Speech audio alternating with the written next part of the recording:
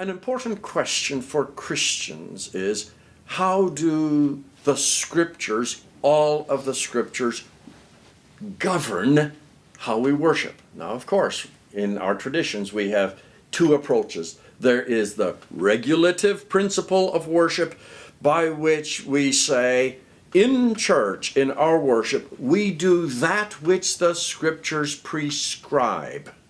So if the scriptures don't prescribe something, we don't do it. Then there's the normative principle, which is much freer than that, which says we do that which the theology of the scriptures teaches us to do in a particular context. And I want to go that way.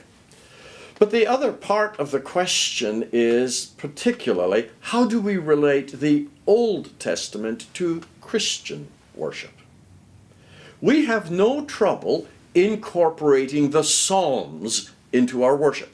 In fact, we often begin our worship service with an invitation to worship from the Psalter, which is great.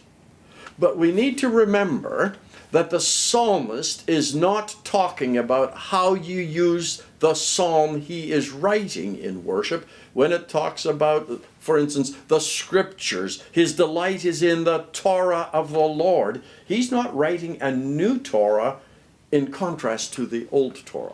He's not writing the psalms to be used in worship particularly at the expense of the rest of Scripture.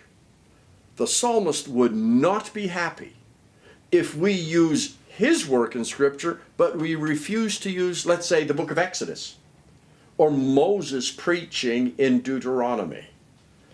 For the psalmist, that is authoritative.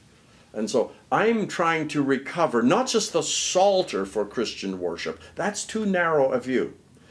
For the Psalter, the Torah, the first 5 books of the Bible, were authoritative. So we have to start there as well. And I'm concerned not only about what the psalmists have to say about worship, but also what the Pentateuch has to say, what the historical books have to say about right and wrong worship, and then also what the prophets have to say, so that we come out with a whole Bible perspective and picture on these issues.